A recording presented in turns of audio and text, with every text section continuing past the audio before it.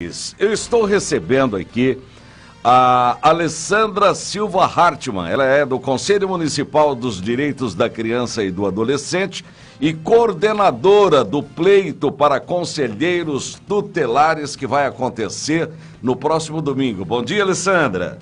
Bom dia, Beijo Paulo. Enorme esse prazer de receber você aqui, até porque eu falei sobre o fato de não termos urnas eletrônicas para o pleito do próximo domingo. Eu queria que você explicasse isso. Sim, claro, com toda certeza. Bom, o Conselho Municipal, ele é o responsável pelo andamento do pleito, né? E aí, diante disso, monta-se uma comissão. Nós estamos, desde setembro do ano passado, trabalhando nessas eleições, né? Então, nós já havíamos feito uma reunião com o TRE, já estava tudo certo, a questões das urnas eletrônicas. Para se trabalhar numa urna eletrônica, o TRE, ele pede 3 meses, que é o prazo que eles precisam para organizar, porque tem um sistema. A gente que não entende, que é de fora, acha que é uma coisa simples, mas não é. E aí, o que aconteceu? Houve algumas pessoas que reprovaram, né? Algumas reprovaram em todas as etapas, outras... Antes de você falar, desculpa... Sim. Eu cortar esse teu raciocínio, mas eu gostaria só que você explicasse como é que a pessoa se candidata para ser um conselheiro tutelar.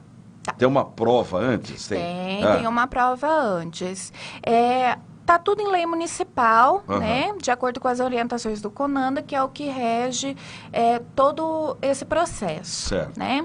Então, a pessoa, para ela ser conselheiro tutelar, ele tem, primeiramente, ter nível superior e ter experiência na área da infância. Tendo isso, ele vai fazer a inscrição dele. Estando apto, ele vai passar para uma prova objetiva. Aí tem outras etapas, que é a prova de informática, a avaliação psicológica e a entrevista, para chegar no pleito.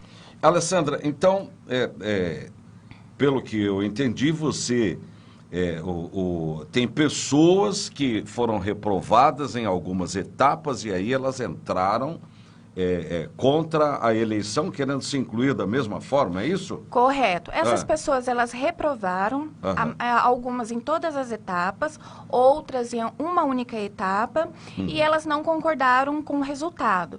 Aí elas entraram com mandado de segurança, que é a antecipação de tutela. O que o juiz faz? Ele garante o direito para depois verificar se realmente aquilo ali é válido ou não. Diante disso, nós tivemos 16 mandados de segurança. É muita coisa. É muita coisa, né? E aí, o que acontece? Como as urnas já haviam sido fechadas e o TRE precisa de 3 meses para trabalhar nessa urna, e as eleições é dia 6. Até ontem eu estava ainda recebendo mandado de segurança.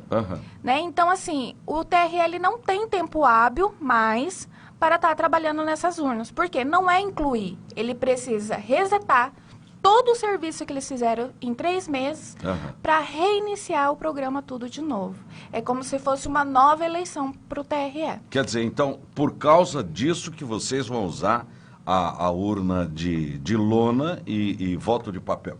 Correto. Por conta dessa situação, porque nós não temos tempo hábil e dia 6 de outubro é uma data que é nacional, a gente tem que cumprir, porque senão o próprio conselho ele pode ser responsabilizado por isso.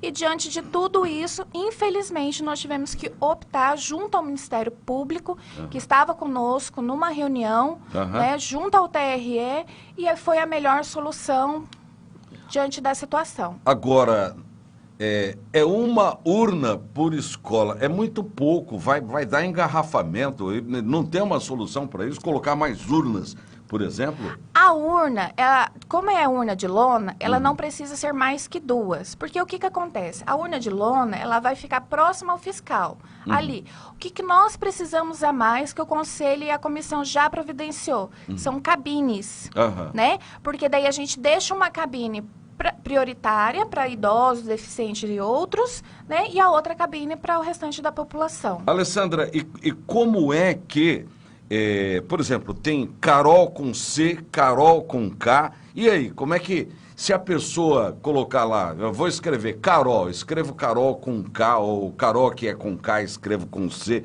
o voto vai estar valendo?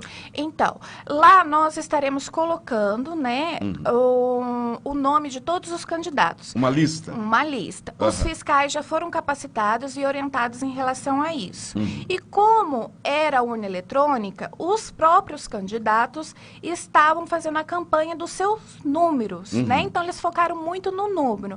A gente acredita que não vão haver problemas em relação a isso, porque eles vão focar mais no número mesmo. E na apuração? Porque eu sou do tempo que as apurações aconteciam, demoravam dias, agora demoram minutos, né?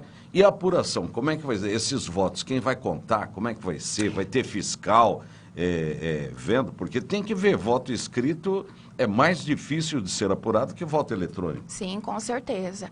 Então, o que acontece? Terminou o processo no domingo, às 17 horas, esses fiscais responsáveis, né, que são os coordenadores, levarão as urnas até a CAOC, que é lá onde nós ficamos, que é o CMDCA.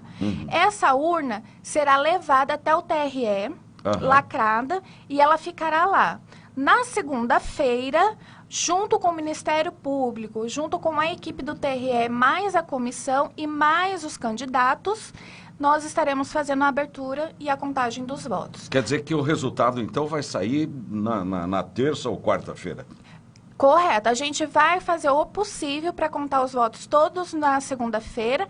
Caso a gente não consiga, vai se estender para terça e na quarta-feira, provavelmente, a gente já tenha o número exato. Carol, por que a eleição de conselheiro tutelar é tão rigorosa dessa forma que está parecendo a eleição normal, que é um velório? Aquilo, você não pode isso, não pode aquilo, não pode nada.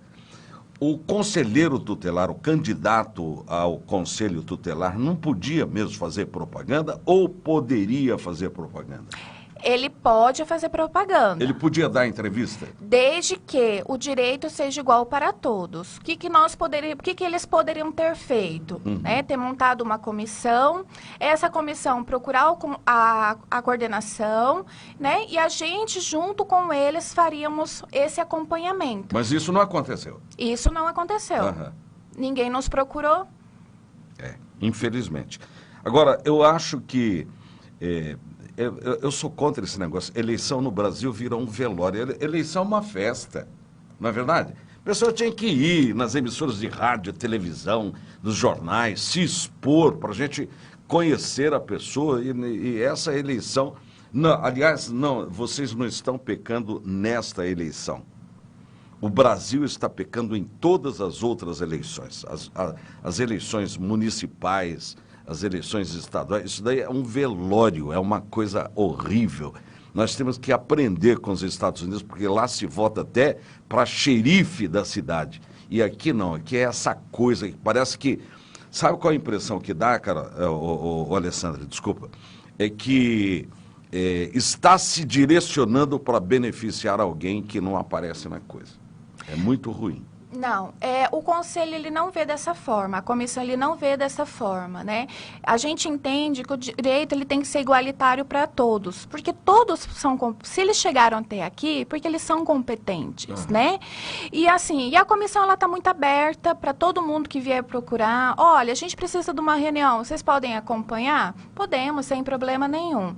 Eu acho que tudo é conversado, Bede Paulo, entendeu? E isso foi feito uma orientação com eles, né? A gente explicou exatamente como ia ser feito, porque também se a gente abre muito, acaba virando bagunça, né? Então a gente precisa ter muito cuidado em relação a isso.